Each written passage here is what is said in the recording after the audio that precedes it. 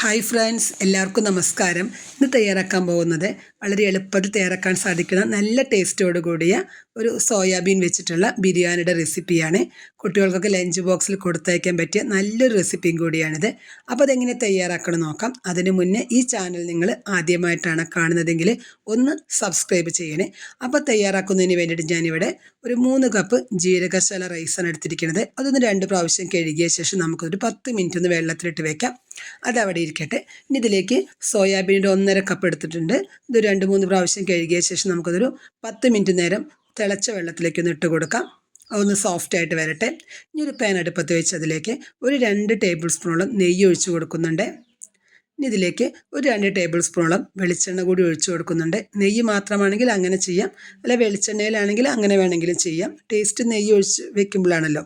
ഇനി ഇതിലേക്ക് ഒരു 2 വലിയ സവാളയാണ്, ഒന്ന് കനം കുറഞ്ഞ് നീളത്തിൽ കട്ട് ചെയ്തതാണ്. കനം കുറഞ്ഞിട്ട് തന്നെ അരിയണം കേട്ടോ. നമുക്ക് വേഗം അത് വഴറ്റി കിട്ടാൻ എളുപ്പമാണ്.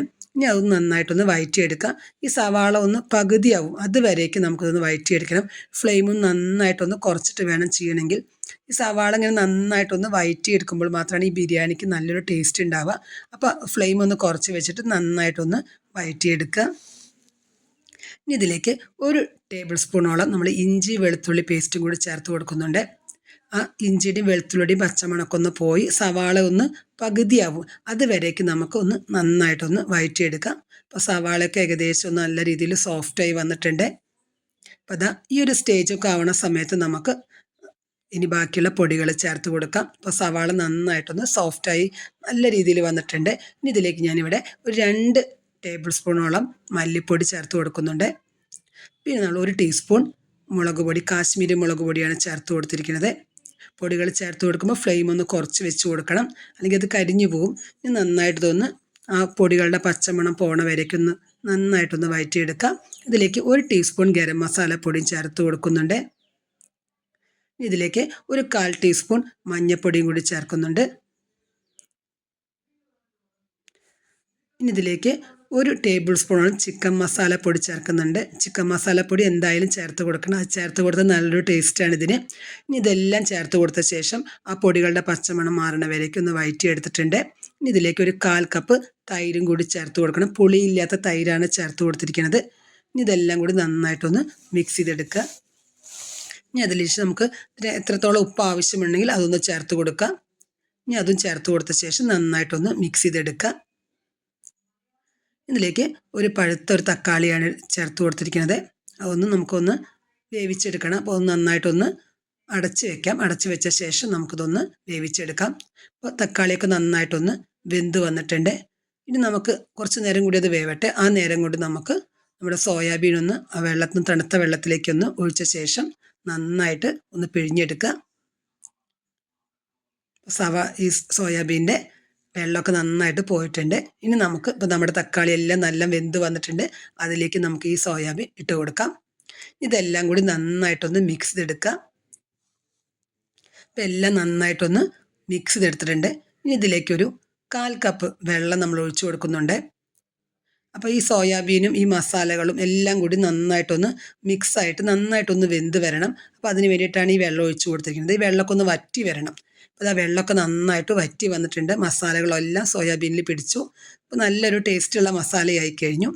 ഇനി ഞാൻ ഒന്നിച്ചിട്ടാണ് ബിരിയാണി ഉണ്ടാക്കുന്നത്. അപ്പോൾ അതുകൊണ്ട് ഇതിലേക്ക് ഞാൻ 6 കപ്പ് വെള്ളമാണ്, 1 കപ്പ് റൈസിന് 2 കപ്പ് വെള്ളം വെച്ചിട്ട് 6 കപ്പ് വെള്ളമാണ് ഒഴിച്ചു കൊടുത്തിരിക്കുന്നത്.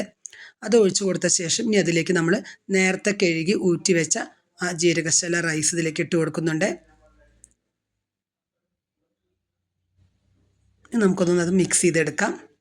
ഇനി ഇതിലേക്ക് കുറച്ച് മല്ലിയില ഇതിലേക്ക് ചേർത്ത് കൊടുക്കുന്നുണ്ട്. ഇതിലേക്ക് ആവശ്യത്തിനുള്ള ഉപ്പ് നോക്കിയിട്ട് അതും കൂടി ചേർത്ത് കൊടുത്തിട്ടുണ്ട്. ഇനി നമ്മൾ ആ ഒരു പട്ട, ഗ്രാമ്പു, ഏലക്ക അതും കൂടി ഇതിലേക്ക് ഒരു 2-3 എണ്ണമായിട്ട് ഇട്ട് കൊടുത്തിട്ടുണ്ട്. നമുക്കൊന്ന് അടച്ച് വെക്കാം. അതിലേക്കൊരു 2 പച്ചമുളകും കൂടി ഒന്ന് കീറിയിട്ട് കൊടുത്തിട്ടുണ്ട്. ഇനി ഒന്ന് ഫ്ലെയിം കൂട്ടി വെച്ച് തിളക്കണ വരേക്കൊന്ന് ഫ്ലെയിം കൂട്ടി വെച്ച് വയ്ക്കാം. അപ്പോൾ നന്നായിട്ട് തിളച്ച് വന്നിട്ടുണ്ട്. നല്ലൊരു സ്മെല്ലൊക്കെ വരും ഈ സമയത്ത്. ഇനി നമുക്ക് ഫ്ലെയിം ഒന്ന് കുറച്ച് വെച്ചിട്ട് വേണം വേവിച്ചെടുക്കാൻ. ഈ ഫ്ലെയിം ഒന്ന് നമുക്ക് നന്നായിട്ട് കുറച്ച് വെച്ചിട്ട് ഇതിൻ്റെ വെള്ളം ഒന്ന് വറ്റണ വരേക്ക് നമുക്കതൊന്ന് വേവിച്ചെടുക്കാം. അപ്പോൾ അത് നോക്കി നോക്കൂ, ഒരു 8-10 മിനിറ്റ് ആകുമ്പോഴേക്കും നമ്മുടെ ബിരിയാണി റെഡിയായി. നല്ല ടേസ്റ്റുള്ള ഒരു ബിരിയാണിയുടെ റെസിപ്പിയാണിത്. അപ്പോൾ ഇതിൻ്റെ വെള്ളമൊക്കെ നന്നായിട്ട് വറ്റി വന്നിട്ടുണ്ട്, അരിയൊക്കെ നല്ല രീതിയിൽ വെന്ത് വന്നിട്ടുണ്ട്. ഇനി നമുക്കിതിലേക്ക് ഒരു ടീസ്പൂണോളം നെയ്യും കൂടി നമുക്കൊന്ന് ചേർത്ത് കൊടുക്കാം. അതും ചേർത്ത് കൊടുത്ത ശേഷം ജസ്റ്റ് ഒന്ന് മിക്സ് ചെയ്ത ശേഷം നമുക്കിതൊന്ന് അടച്ച് വെക്കാം. ഒരു 10 മിനിറ്റ് ഒന്ന് അടച്ച് വെച്ച ശേഷം നമുക്കത് ഉപയോഗിക്കാവുന്നതാണ്. അങ്ങനെ എളുപ്പത്തിൽ തയ്യാറാക്കാൻ പറ്റുന്ന നല്ലൊരു സോയാബീൻ്റെ ബിരിയാണി തയ്യാറായി. അപ്പോൾ ഇതുവരെ ഈ രീതിയിലൊന്ന് ട്രൈ ചെയ്ത് നോക്കാത്തവർ ഒന്ന് ട്രൈ ചെയ്ത് നോക്കൂ. ഇത് നിങ്ങൾക്ക് ഇഷ്ടപ്പെടുകയാണെങ്കിൽ ഒന്ന് ലൈക്ക് ചെയ്യാനും സബ്സ്ക്രൈബ് ചെയ്യാനും അതുപോലെ ഒന്ന് ഷെയർ ചെയ്ത് കൊടുക്കാനും മറക്കല്ലേ.